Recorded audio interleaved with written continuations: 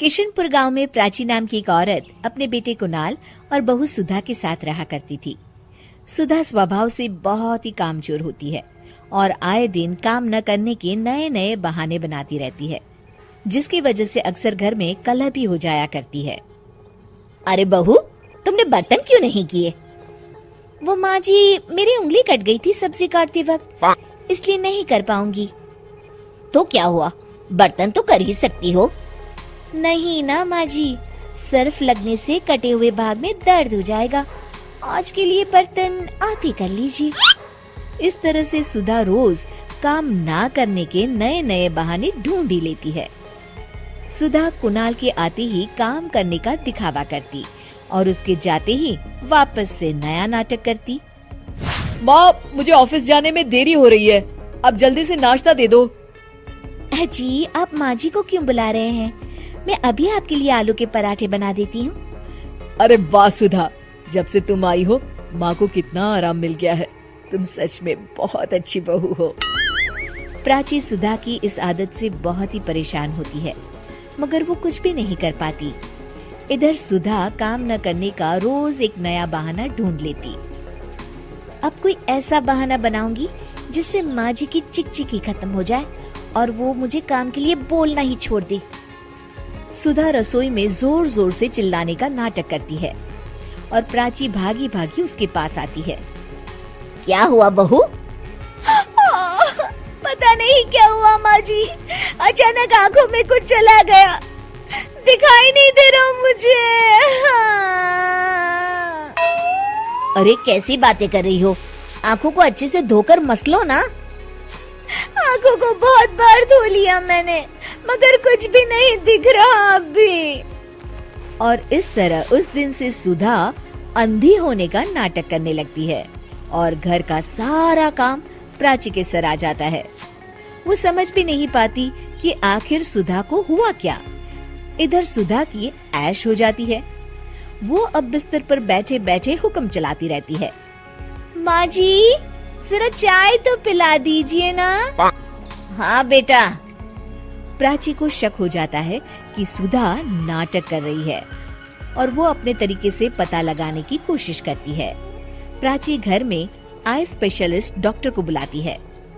देखिए ना डॉक्टर साहब, मेरी इतनी प्यारी बहू को न जाने किसकी नजर लग गई। हुआ क्या? अरे देख ही नहीं पा रही वो तो। क्या हुआ है आपको? पता नहीं डॉक्टर साहब, कुछ दिखाई नहीं दे रहा मुझे। ठीक है, मैं चेकअप करता हूँ। क्या हुआ है इसे? चेकअप में तो कुछ भी नहीं निकला है। इसका मतलब मेरा शक सही था, ये सिर्फ नाटक कर रही है।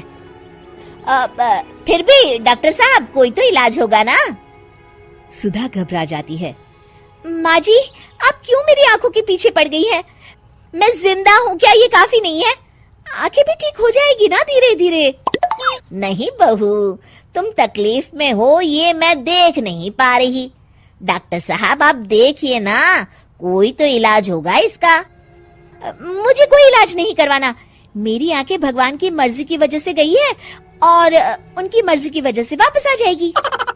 देखिए, मैं दवाई लिख देता हूँ और आप इनको क्लिनिक पर ले आना।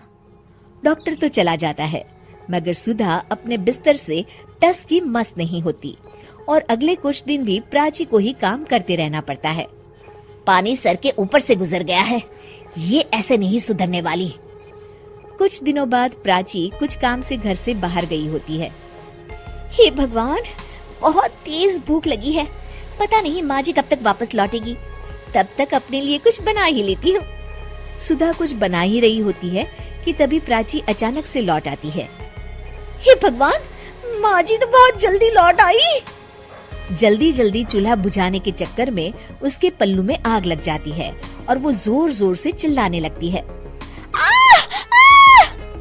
ये आवाज कैसी? प्राची भागी भागी रसोई की तरफ आती है। अरे बहू, ये आग कैसे लगी और तुम यहाँ क्या कर रही थी? पहले मुझे बचाइए माँ जी।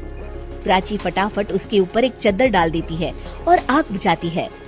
सुधा के अंधे ना होने का सच अब सामने आ जाता है और वो प्राची से आंखें नहीं मिला पाती। ये सब क्या है बहू? मुझे माफ कर दो माँ जी।